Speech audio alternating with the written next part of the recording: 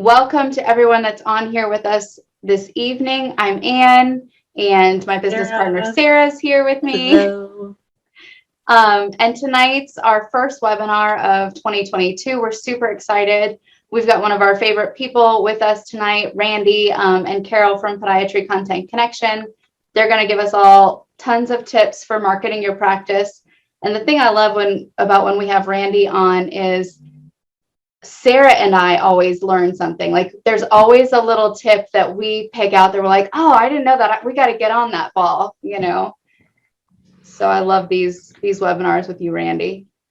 Well, and I just want to give a quick shout out to Podiatry Content Connection. Obviously you're here, but it's just the fact that you are so niche, and I am obsessed with niche types of businesses. That's Ann and I are podiatry specific. I have another company that is podiatry specific, and I just think it's so important, especially with marketing, because if any of you online right now are working with maybe a local marketing agency or just another agency that doesn't specialize in podiatry, I maybe it's working out for you, maybe it's not, but I think if you're searching for one, though, it's so important to find somebody that is podiatry specific, like Podiatry Content Connection is, just because you spend so much time learning. They don't even know what an orthotic is, or they don't know what PTTD is, and it's frustrating because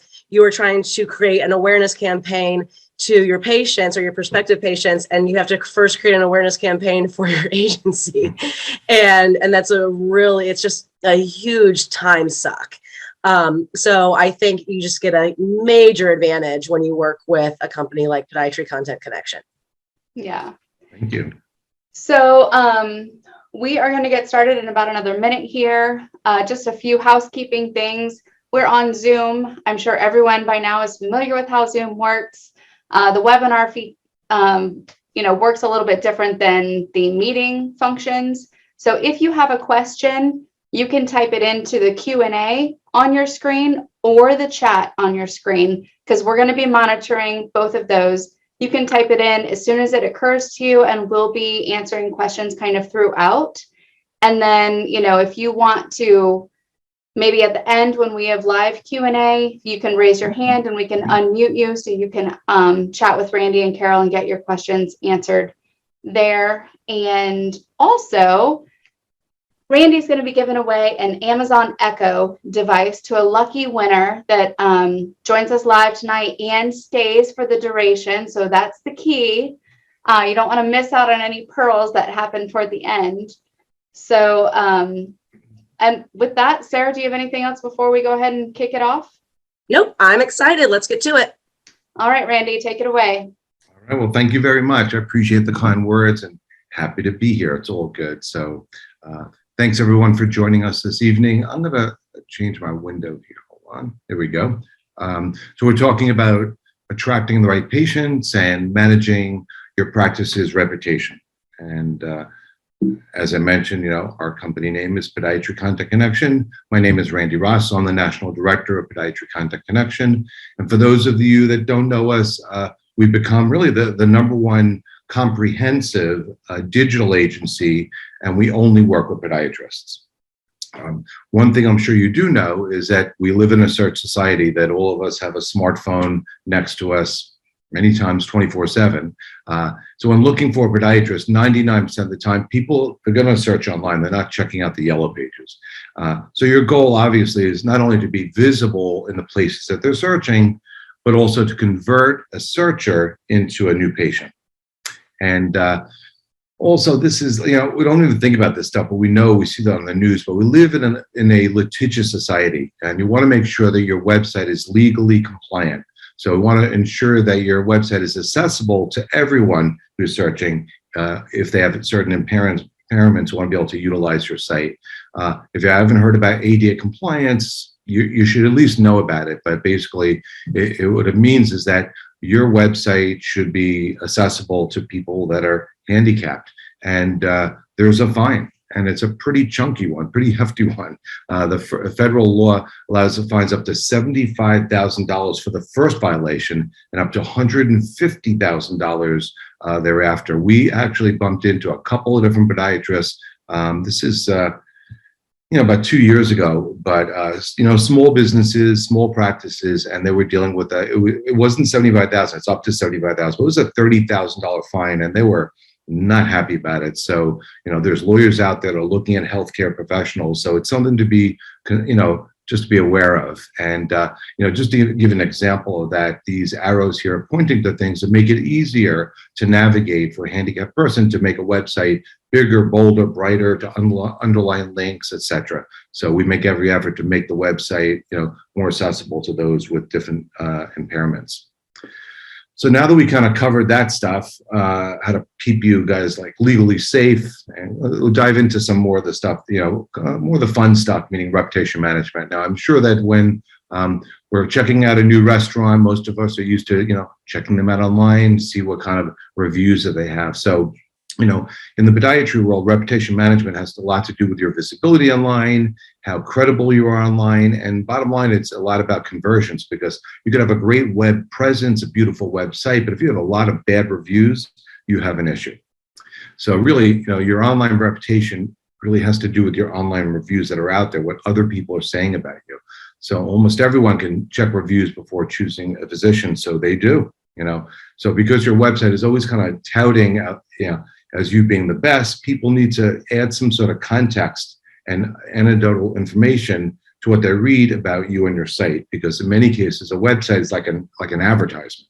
So when it comes to reviews, for example, there's like three parts. So there's the stars, 1 to 2 stars, your practice is in trouble. I mean, when you go to a restaurant, if you Google them and you see maybe they have 30 reviews, an average of 1.8 stars, you're probably not going to that restaurant. I probably wouldn't. If they got 3 stars is decent, but not great. 4 stars is actually good. And we call it 4.6 to 4.9 stars is we consider to be excellent. Sometimes I've seen, everybody has a different opinion about this. You see a company or a doctor's office that has 400 reviews at 5 stars. And a lot of people say, like, really? Like, is that real? Like, what is that? So you want to these are real, legitimate, authentic reviews. Then comments, a good comment is one that does not dissuade anyone. And a bad comment is one that, could be hard to ignore. And then there's the number of reviews. So too few reviews indicates that the stars and comments maybe shouldn't be trusted, because it only represents a small group of people, maybe like your family, So the bottom line is that you don't want to allow years of hard work to be discredited. So a negative Google review or a negative review on social media can really, really hurt your practice. And those of you that are practice owners, this and kind of take it personally sometimes, but if you really cause damage, any patient in a bad mood can leave a negative review. And for many times, it's for all the wrong reasons. It has nothing to do with the quality of the care. And many times it has to do with the fact that they had words at the front desk, or they had to wait too long, or it's insurance related, maybe not about the doctor, but meanwhile, they just left a really nasty review. And that's not a good thing. So you don't want to hear things like this, bad experience, disappointed, poor quality. I mean, this is poison. I'd like to hear, and to receive 4 and 5 star reviews that give you a 4 or 4.9 or 4.8 star average, to kind of regain control of your story. And we know that your reputation really does matter online. It's kind of like within your power to create a positive narrative around your practice. So reviews equal, I call it the wisdom of the crowd, but it's true. It's what other people say about you is much more powerful than you saying it in an advertisement. So, and nowadays, because most people really lack medical expertise necessary to truly discern a great doctor from merely a competent one, it's kind of strange, but they read and rely on reviews written by total strangers. And those reviews could be, as I mentioned before, inaccurate, but people tend to believe what they read. So after reading reviews, searchers decide whom they're going to follow up with and call. And that's where, in our world, we call that conversion. That's where like the rubber meets the road. They see enough things. Maybe a website looks great. They saw educational content. They see great reviews. Like, these guys fit the bill. I like the way this looks. And then they pick up the phone and call the office and schedule an appointment. And that's conversion. So even people who find you, a lot of podiatrists meet, at conferences and elsewhere say, you know what, Randy, I think we're good because, we're very fortunate. We've been practicing for 25 years or more. We're very well known and we work on word of mouth and referrals. And that's a wonderful thing. But, even when people refer to you through a doctor's recommendation, another doctor or a patient that thinks you're great, they're going to backtrack to read reviews just to kind of validate for themselves. So this is really important. They should know that 94% of potential patients will avoid physicians with too few reviews or too few stars or too many negative comments. So reputation management is really a critical component of an overall web presence. And like I said before, everything else could be really looking great, but if you have negative reviews and lots of them, it's an issue. And so I do get calls from podiatrists that, Randy, can you help me? Can we this review is inaccurate. It's not even true. Can we delete it? And unfortunately, the answer is no. Negative reviews really can't be altered or deleted. It's a rare case you might hear something where somebody can do something about it, but typically the answer is no. You want to just push it down with lots of good reviews. So the question is, how do you legitimately boost your reputation and get real reviews?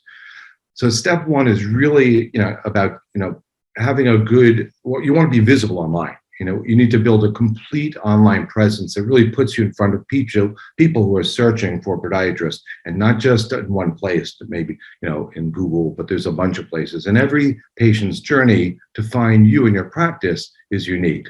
So we always say that the patient really is the navigator. They don't come from just one place. And they could start at one of many entry points and travel freely from one point to another in no particular order. So again, when patients are searching for a podiatrist, they're going to look at a couple different things, and usually in the palm of their hand in the course of like a minute or two. If they're referred to a podiatrist, they're going to Google them and see if that podiatrist has a website. If you don't have a website, in many cases, they're just gone. Content, if it's like, if I have heel pain, they're going to say, you have something that speaks to heel pain and sheds light on my concern. Facebook, why Facebook? Because it's a social network, but Facebook plays a very important role. We'll talk a little bit more about that later, but it really does, where we push content, educational content to Facebook. And then last but certainly not least is reviews, really imperative for an overall web presence. Again, we meet when we go to conferences, when they're not being canceled, we meet podiatrists say, you know what, I'm good. I have a website. But having a website these days is kind of like saying you have a business card. It's like, so what? If you have a website, a good looking website won't do the trick if you want more new patients and a vehicle to drive in new patients. So there's a really big difference and distinction between a website and a web presence. So a website is just that. It's basically plain vanilla, or it sits still, it gets old and outdated quickly. And a web presence has a bunch of different things happening simultaneously, from content, blogs, articles, SEO, directories updated, Google, Facebook, and then of course reputation management. So it's a lot of stuff going on, but this is the difference between something that just sits there and something that is active and draws in new patients. So you want to have what I call a supercharged visibility engine, which means all this stuff combined, but reputation management is certainly a crucial element of what we call an optimized web presence. So remember that movie with Tom Cruise with Jerry Maguire, where you said, you had me at hello. Some people, if they're not old enough, they don't even remember that movie. But the thing is that on the web, you can lose them at hello. So being visible on Google is great, but if the link leads to an old, outdated website or bad reviews, it really decreases your chances of getting that new patient. And in that moment, they just simply click away from you and go to somebody else. And you just lost a new patient in that moment. So, as I would say, looks count, and so do first impressions, especially on the web. So if your website, like the one up above here, is non-compliant, it's not up to date, there's no content, it's kind of cluttered, people get confused and they go away. As a matter of fact, Google penalizes you. If your website is not mobile friendly, they will push you down instead of pushing you up. And then again, the one on the right where it's more, easy to see, it's ADA compliant, it's got content, it's easy for patients to navigate, it's much easier and inviting. So a good website would have, blogs and articles and up-to-date content, because people are what I call internet smart. So they want to, read and get educated about this. And this helps build credibility. So things like weekly blogs, our company name is Podiatry Content Connection, so we're very big on this, but weekly blogs help set you apart, give you greater visibility and credibility when people are looking for information about podiatry and podiatric conditions. Again, when we go to the conferences, I've been asking the same question for like 9 years now to about 4,000 podiatrists face-to-face in our survey at the conferences. And so the question is, what is one new patient in the door to your practice tomorrow worth over the first year, between initial visit and follow-ups and procedures, maybe things like orthotics and other services, repeat visits, and maybe future potential referrals. We get different answers, but East Coast to West Coast over all these years, what we hear, the average is about $1,000. So that's a lot. So if you think about that, if that's a certain value for a new patient, what is the value of one positive review? Think about that. And what is the value of a consistent flow of positive reviews is, as was what MasterCard used to say, priceless, right? So it's the beginning of a new year. And just a tip and challenge you, throw this out there, do you guys have a review goal? A lot of practices, so many of them have let's say they just don't have enough reviews. So, and there's so simple tactics for getting reviews. And, you could even give somebody an incentive, help us get somebody at the front desk, for example, help us get 5 good reviews this week, which is not much. And I'm buying Starbucks on Friday or lunch on the house or something, but it's good to, you can't hit a goal that you're not targeting. So, set a goal for reviews, because this can have absolutely an impact on your whole practice.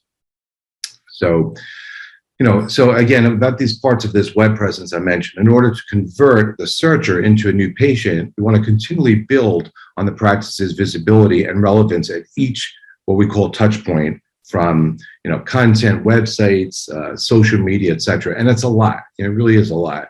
So I want to give you just a couple quick examples of how people find podiatrists, because like I said before, they come from a bunch of different areas and how they navigate to get to you in your practice. So this is an example here that Jen searches for podiatrist near me on Google. And a Google search leads to a Google ad, which leads to your website.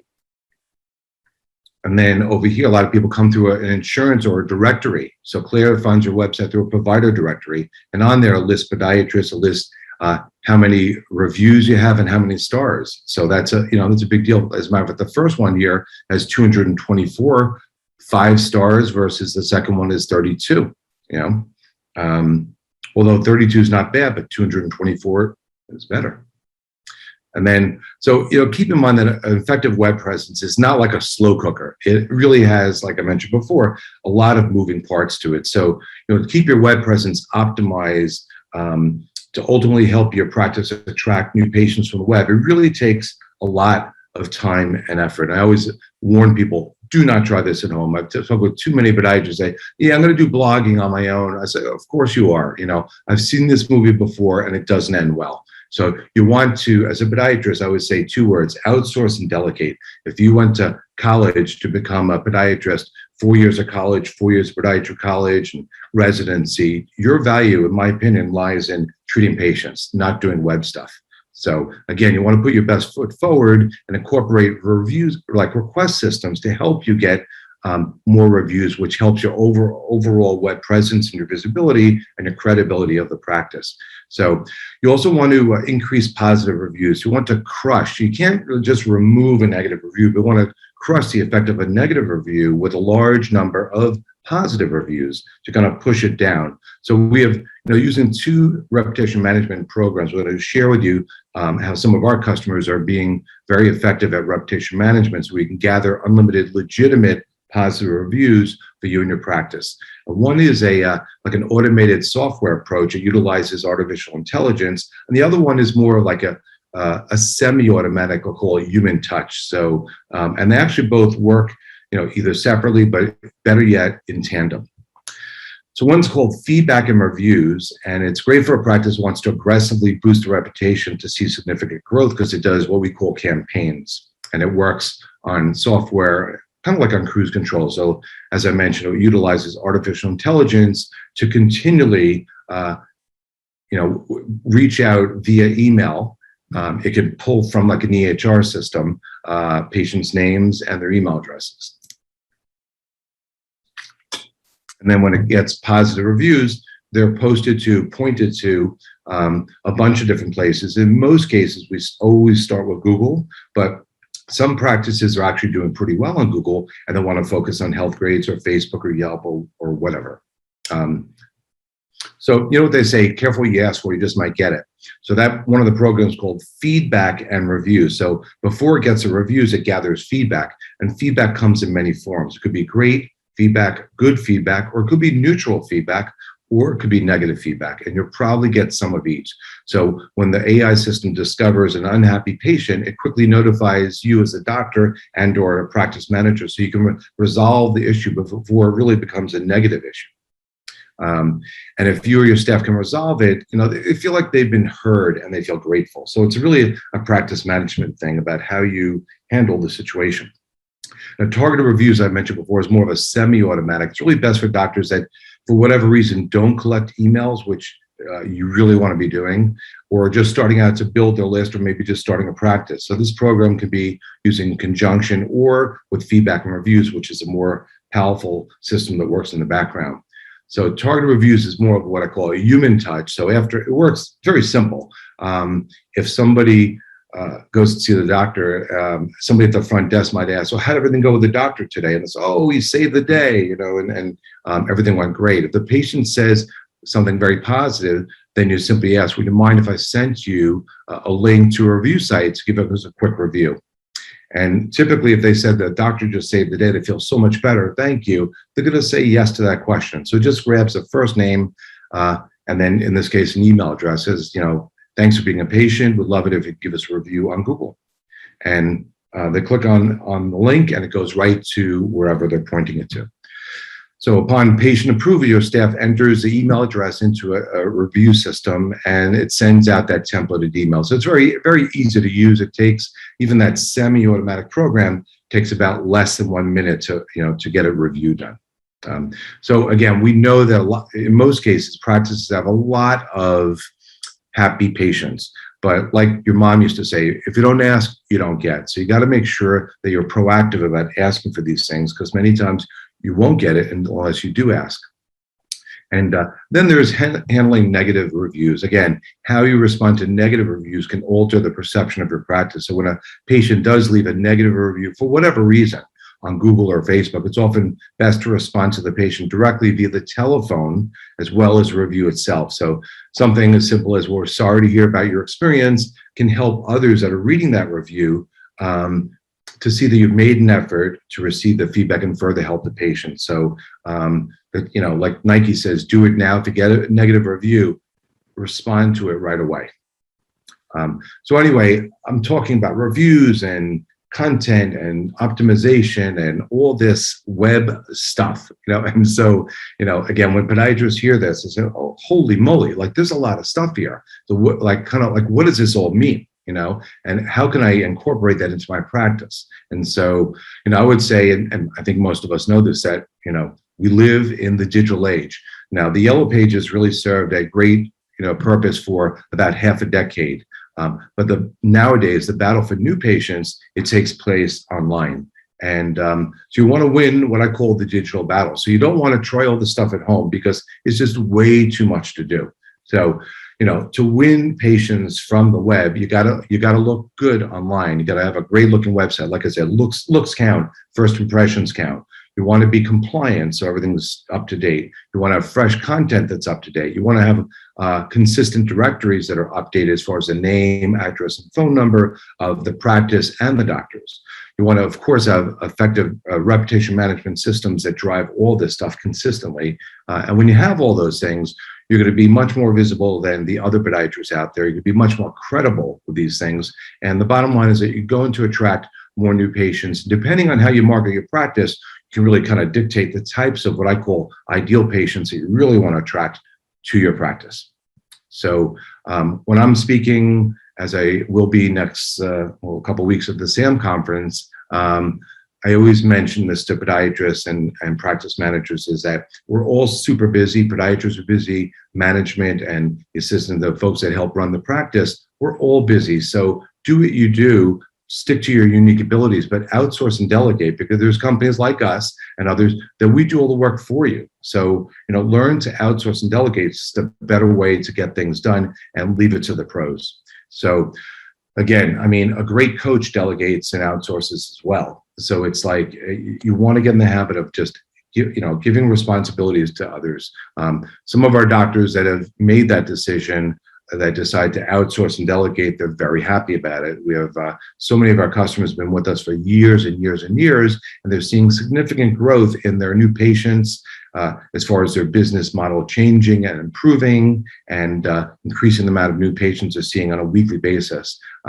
We just had a testimonial, it's not on here, Dr. Castillo in New York, a young guy started with us, I think less than 2 years, just opened his practice, told us we helped him get 1,000 new patients in the year 2021, 1,000. So he's absolutely thrilled. And the web is the way to really grab new patients. Again, it's not coming from the yellow pages. So again, it's the beginning of the new year.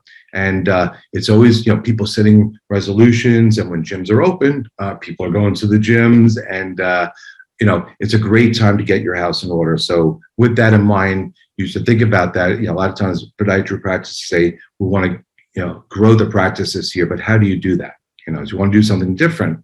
They say the definition of insanity, doing the same things over and over again, expecting different results. So you want to do something different, get more strategic, and take more action in the new year to get more new patients. So I wanted to finish up by actually giving you guys an incentive. If anybody wants to talk strategy about this, where we have so much knowledge and experience in this, and as Sarah said before, she likes the fact that we're a podiatry-only company. So we eat and breathe podiatry. We pay very close attention to our customers, individualized, the way the person we're speaking to in the practice, and we've done some great things to help all different size practices. So if you're interested in this, to learn to have a conversation early on in the new year, I invite you to, text me, 917-572-5088. Just say web strategy session. And at the end of the session, we will text you or email you a $30 Amazon gift card, basically just to say thank you for your time. And speaking of that, I want to thank you guys for your time.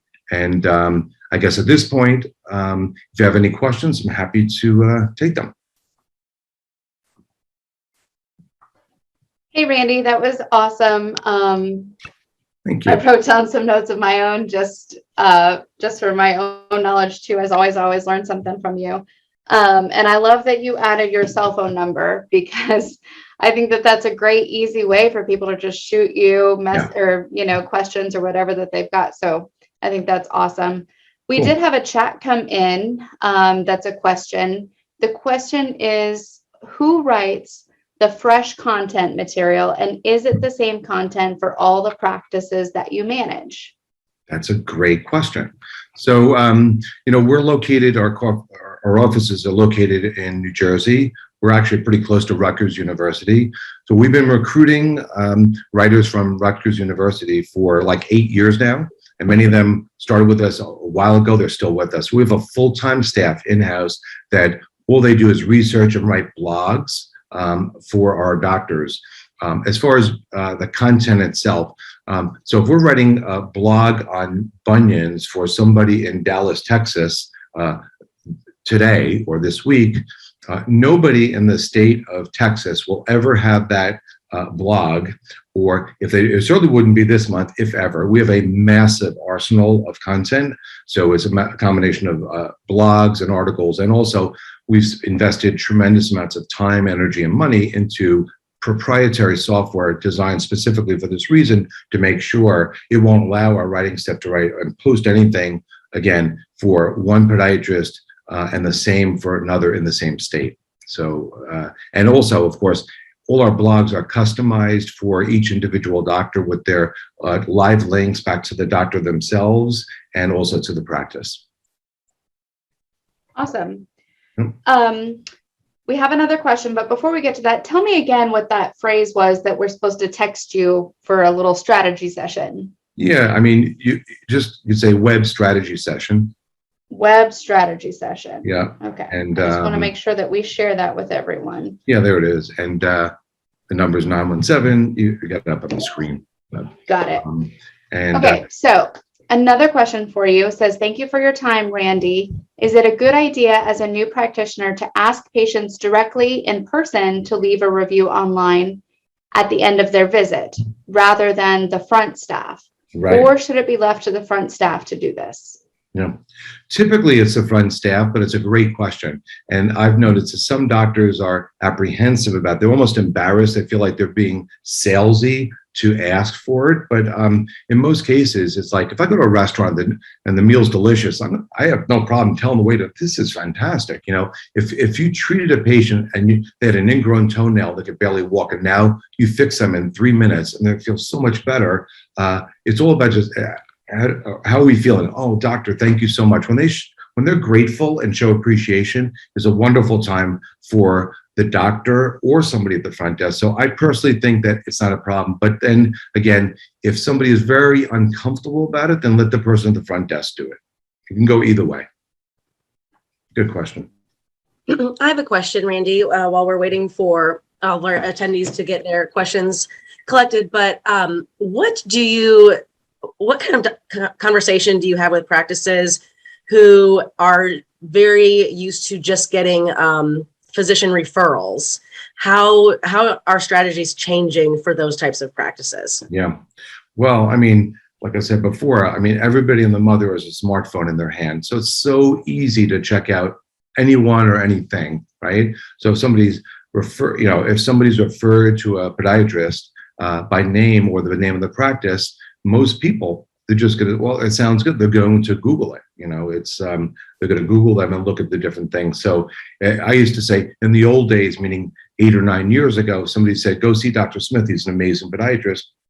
They just pick up the phone and go see Dr. Smith. Nowadays, if somebody says, check out Dr. Smith, he's a great podiatrist, they'll pick up their phone, meaning their iPhone, and check him out on the web and looking at these different things. And they're looking for reviews is really at the top of the list. If they have an old, outdated website, it's like, I don't know, it's all about a bad first impression. Old, outdated websites. That if this is, and by the way, especially during COVID, if they look sloppy on the web and old and outdated, they're like, I wonder what their office looks like. Because first impressions, well, they're usually made online, not in the office. It's a different thing. First, you see them online first. So if they look really sloppy, you'll wonder what that office looks like. When you consider COVID and everything, then people are really concerned about how neat and organized things are. So they definitely do their due diligence beforehand, take a close look, and they're checking you out. A lot of people know Jeffrey Learman, and we've done some great things with him. I borrowed a couple of his slides, with his permission, of course, for some of my presentations. And one of his slides said something like 85% of prospective patients will make judgments about you and your practice based on what they read and what they see online before visiting you. And that determines whether or not they do pick up the phone or schedule an appointment on the web to your office. So, again, first impressions really matter. Looks count online. Outdated stuff, it works against you. Negative reviews working against you. So if somebody's referred to you, just assume, I would say, don't assume that they're not going to check you out. Assume that they will, and you want to look good. Yeah. We don't have any active questions now, but I'm gonna. I do. Wait, I was gonna say, I want to put some of our attendees on the spot because we've got some attendees here that attend a lot of our different webinars, and they've always got great questions. Like Dr. Shapiro, I see you're on here. You've always got good questions. So if you have anything, don't be shy. Sheldon Nadal, Dr. Andre, you know, this is your chance to get all your issues out on the table. Well, yeah, I would say, like, why did you sign up for this webinar? You know, when you signed up for the webinar, what was the motivation for it? What was on top of mind, saying, you know, I hope I learn more about this or that? Yeah. I mean, obviously you wanted to chat with Ann and Sarah, but I'm sure you have a problem in your practice. Shoot, now I forgot my question. You know, Sheldon Nadal is, I think he's in Canada, right? So he may be frozen there because I know it's cold here in New York, but it's really cold in Canada. Yes. Okay. So Nadal just asked, please explain more. And actually, I'm interested in this too, about the ADA compliance part of websites. Right. So it's something that, you know, well, I'll put it this way. My corny analogy is that if the speed limit on the highway is 55 miles per hour and you're going 60, you're probably not going to get a ticket, but you could, you know. I just got a ticket here in New York. I'm going 36 and a 25. What's up with that? But you could get a ticket, you know. So with ADA compliance, you know, it's not like we bump into it as an issue with it, but it's more and more is done on the web. When you go to a shopping mall, you'll always see an entrance ramp for handicapped people, for wheelchairs. And so that they feel that this is a public space, is the internet. And so people that are visiting your storefront, so to speak, otherwise known as your website, should have a way to access it that makes it easier for people that have issues and are impaired.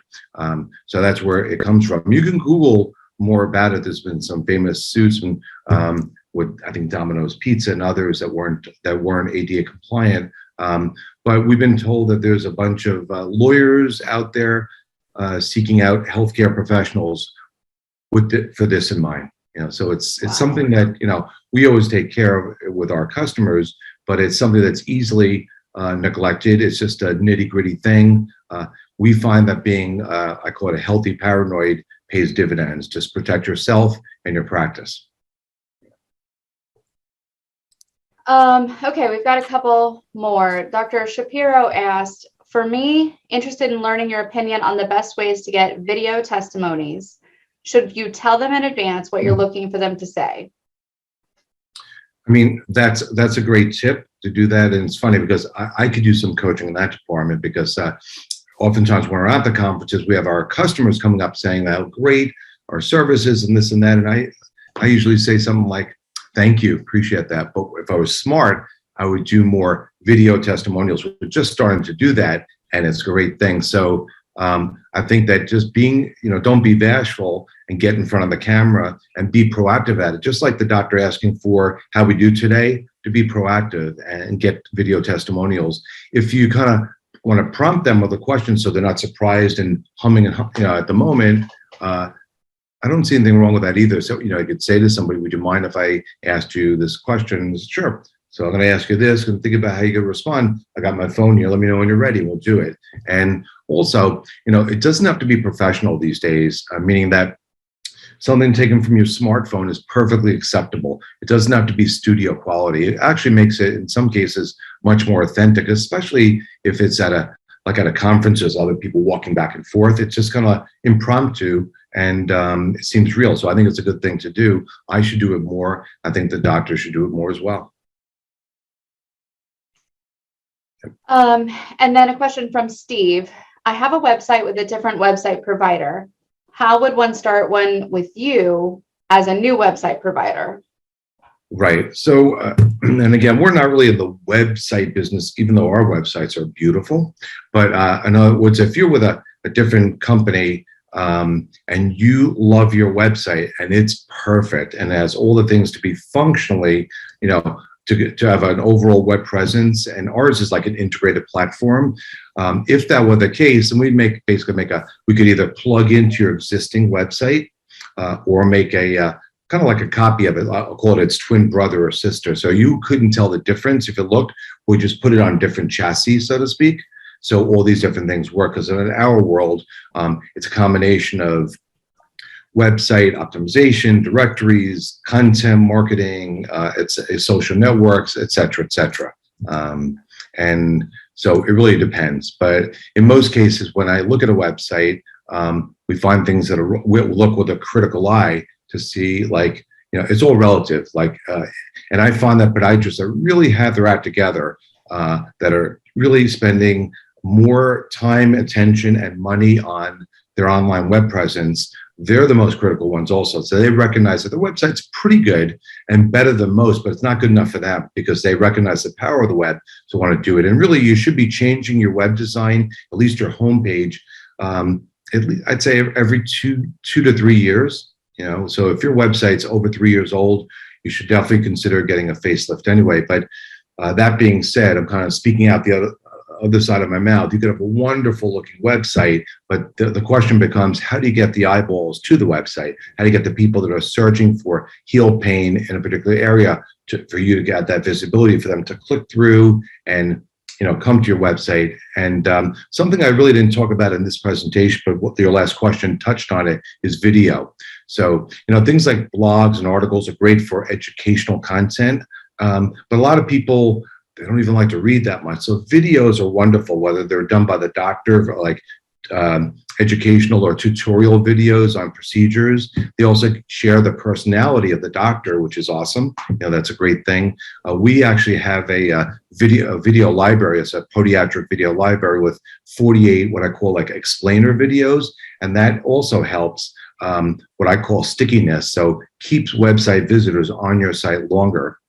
And I mentioned it here first, but we're about to launch something we've been working on for the better part of 2 years now, about to take our video library and actually enhancing it and making it available. And Sarah, you know about this, is to stream it to the doctor's office, to the waiting room, and to the exam rooms. And if they're utilizing things like whether it's Swift devices for wart removal or shockwave or laser, would have ways to promote to a lot of people that are sitting in your waiting room. Granted, if it's COVID, they're sitting 6 feet apart, but they're still sitting in the waiting room and or the exam rooms. In many cases, doctors do get what I call pigeonholed. If you're the doctor that clips their nails, it tends to be what they know you for. And so you want to educate them. You don't want them to go to an orthopedic practice for something that you could easily take care of, or drive to Walmart for the Dr. Scholl's kiosk when you could fit them for custom orthotics. So when they see things while they're sitting there, that educates them on the full scope of your practice and or devices like laser or shockwave that can help them, they just can inquire. So, video is great on the website, and our kind of 2.0 of this, which is coming out probably by next month, if not earlier, is to be able to stream it to the doctor's office, and we're going to take care of the TV and the installation and all that good stuff. So it's going to be pretty exciting, kind of part 2 of what we do with videos. But video is a great thing to engage patients, and we're getting testimonials on your website and in your office as well. Yeah, you gave me flashbacks of installing TVs. I figured that. Oh Yeah. my God. Yep, exactly. It's great when it's done. All right. It is really cool though. And it's so important to do that internal marketing, because this is at that moment is when you have the most captive audience. That's, and when they're in that office, that is just a prime time to get those messages across. So having an in-office educational system is extremely important. Yep, no doubt. Sarah, Steve had another question. Do you want to read it? I would love to. He is not jazzed with his current website or his provider. So what would be the process? How would you proceed if he decided to change? Or, I mean, obviously this would be if anyone as well. But Right. I mean, getting way ahead of ourselves. But if somebody was to switch over to us, I can't speak for other companies, but ours is a pretty seamless process. We deal with a lot of people that, like a lot of podiatrists have worked with like local companies. And so, for example, like a website could take 6 to 8 months to get up and running, which is really silly, by the way. So we have a full team. I mean, we're not a huge company, but we have about 41 people. Out of 41, about 4 of us are in sales. So the lion's share of our company is really in service and support and technology.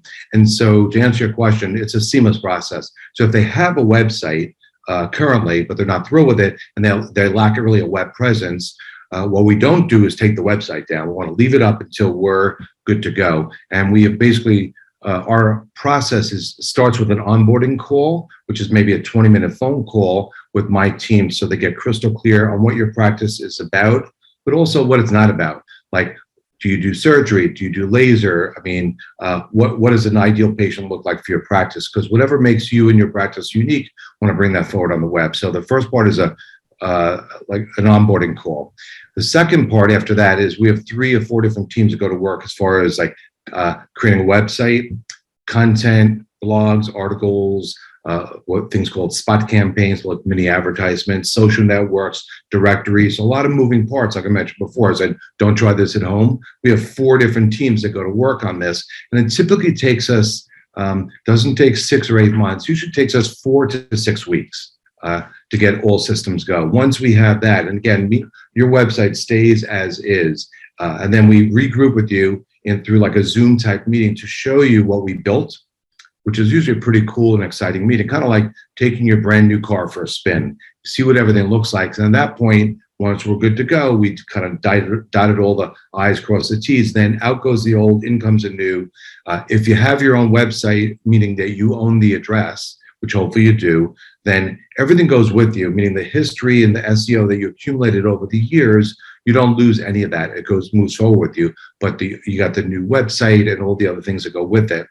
So ours is onboarding call, launch call, and then after that, we have a review call. So what we don't do is say, well, thanks for the business and take care. We, again, the majority of our company is service and support. So very proactive about keeping in touch with our customers, especially in the beginning, want to hold their hand for the first couple months. And that's one of the really like 3 things that our customers love about us. 1 is that we're podiatry only, 2, that we give back to the colleges every month, and 3 is that we're really good at what we do, meaning that it's all about ROI. I mean, customers would not stick with us if they didn't see their ROI, because at the end of the day, that's what it's about. And we, through these review calls, we have the tools and the vehicles to show you where the conversions are happening, so you can see, you have clarity about what's going on. So it's a kind of a 4-step process: onboarding, launch call, then review calls after that.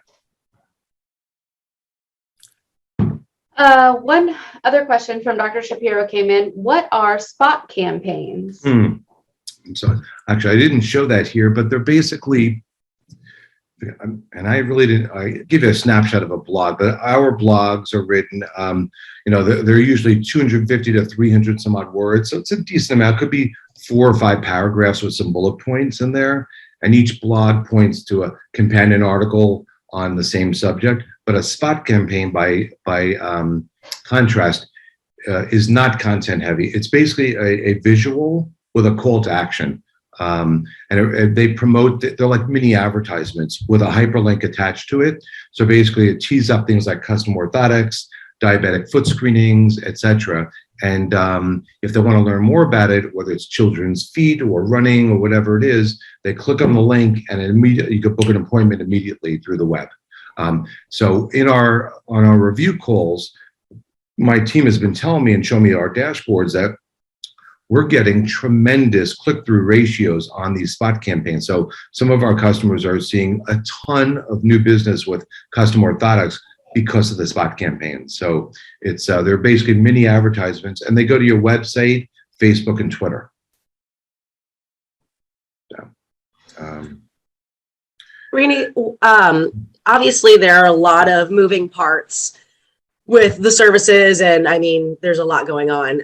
With the clients that you work with, who comes top? I mean, you don't have to say who, but when you're thinking about someone that comes top of mind that you work with, that is just crushing it, that just seems to be like what you guys are doing together is just really working. What is kind of giving those clients the edge that maybe others aren't seeing? Yeah.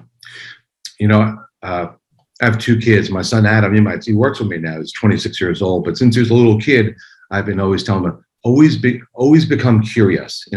It's good to learn more. So one of the things that kind of frustrates me at the podiatry conference, but I kind of get it, is that, yeah, I mean, if I'm a podiatrist and I'm going to a conference and every salesperson and vendor wants to talk to you when you walk down the aisle, I get it. You don't want to. On the other hand, it's good to become curious, to learn things more. So to answer your question, I find that our doctors that are very curious to learn more are much more intentional about marketing and much more entrepreneurial. As a matter of fact, we got a call this week from one of our guys, and I remember this clearly. This happened many years ago, like I think maybe 7 years ago, at the Goldfarb conference in Valley Forge, Pennsylvania. It was a great conference. At the end, we're exhibiting there, and I was speaking there. And at the end, I was exhausted. I just want to get home. You know, we're breaking down our exhibit, and this doctor comes over, Adam Teichman, and he's got a pretty big group now in Pennsylvania area. And he's like, "Yeah, what do you guys do?" I'm like, "Oh," I told him what we do. Yeah, he's throwing. He's like, "You're a bunch of bums, you know.